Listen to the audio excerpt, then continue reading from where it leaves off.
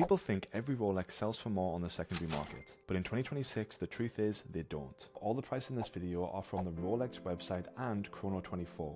So I'm going to expose every Rolex model, so you know which Rolexes you should buy and which just aren't worth the risk. Okay, first up, the Submariner no date. This is possibly the safest Rolex on the planet. Retail is around 11,700 and on the secondary market it averages around 13,500. That's roughly a 15% premium. No date, black dial, clean proportions. It's never the most exciting watch in the room, but it's almost never the worst decision either. The premium is thin, but it's stable. If you need a Rolex to sell fast and for a decent profit, this will be a really good option. Next is Submariner with date. Now the Submariner with date gives you a little bit more upside. Retail sits at around 13,200 with the average secondary price at around 15,750, so that's around a 19% premium.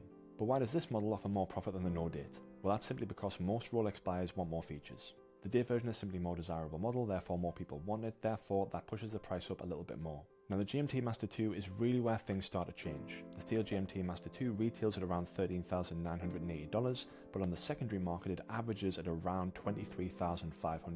That's a 68% premium. And this one kind of makes sense. You've got a travel complication, an iconic bezel, the perception of scarcity, and massive global demand. I mean, that kind of goes for all Rolex models really, but the GMT is a different beast. Now listen, no watch can be 100% guaranteed to sell, but this is as close to a sure thing as you can get. Next, the Daytona in steel. Now the Daytona has always kind of been, and still is, the king within the Rolex catalogue. The retail price is $19,600 roughly, and an average price on the secondary market is around $36,500.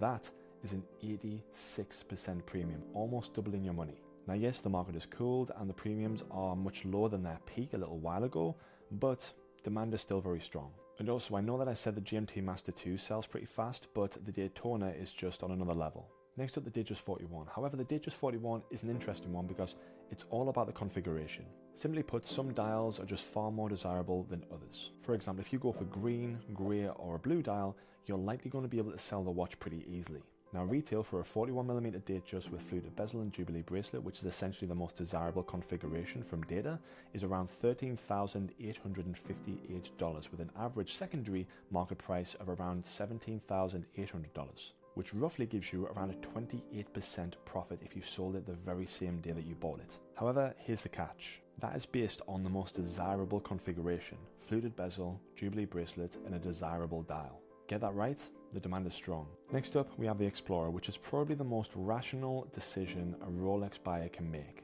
Retail is around $9,700 and the secondary averages at around $11,800, which is giving you around a 21% premium.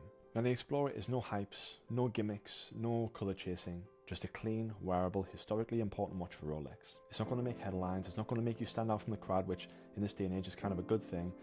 Just a really solid watch at, to be honest, in comparison to some other Rolex models, a really good price. Okay, next up, the Oyster Perpetual in 41mm. Now, this model shows exactly how important it is to get the right dial colours if you're thinking about selling the watch later on. Now, the retail price for the Oyster Perpetual 41mm is around $8,200, one of the best entry-level Rolex pieces that you can get right now, and the average secondary price is around $12,800, which is around a 56% premium.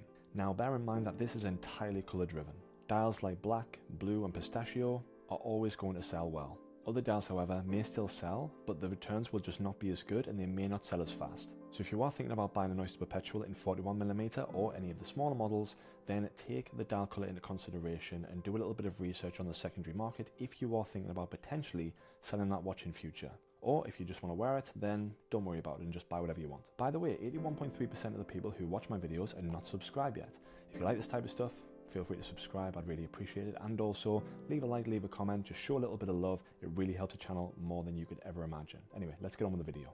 Next up, the Yacht-Master 40 in steel. Now, this may shock you, but the Yacht-Master 40 in steel trades at pretty much the same as retail. The retail price is around $15,400, where the secondary averages at around $15,500. The Yacht-Master is very much a lifestyle Rolex. This is not built for the mass market. Yes, it's comfortable, it's sporty, it looks okay, but it's made for a very specific type of person. It just does not appeal to the masses like the other models in their catalogue. Which, to be fair, if you do like it, this could be potentially one of the best Rolexes to buy if you want to skip the weightless games. Next up, the day date. Now, it's important to say that Rolexes and precious metals play by completely different rules in the secondary market.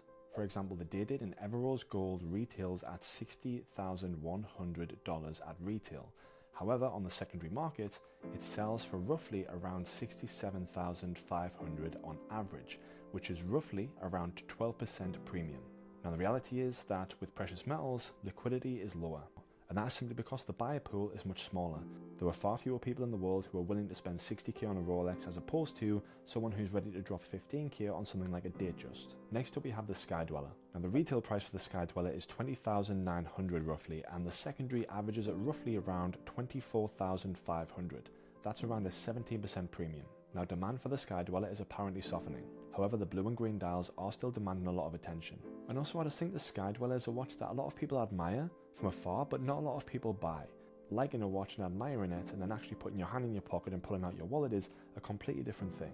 Now next up we have the Land Dweller. Now there's a very important point with the Land Dweller before I give you these numbers, and that is remember that this is a brand new model from Rolex, so it acts fairly differently, at least for right now.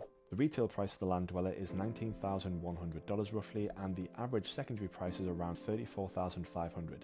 This premium at the moment is pure novelty. New model, new name, pure excitement. Now if you check history, you'll see that over time, these prices go down gradually to something that's a little bit more reasonable. So at the moment you can see the prices are roughly around $35,000 on the secondary market. I can see that dwindling down to roughly around $25,000, $26,000 maybe, over 2026 leading up to 2027. So if you're buying a Land Dweller expecting Daytona returns, just be careful. Anyway, quick question. Does this data change your mind in regards to buying a Rolex? Would you change what type of Rolex you would buy based on the data that we've just went through? Let me know. I'm interested to hear your thoughts. But anyway, apart from that, I'll see you in the next video. See you soon.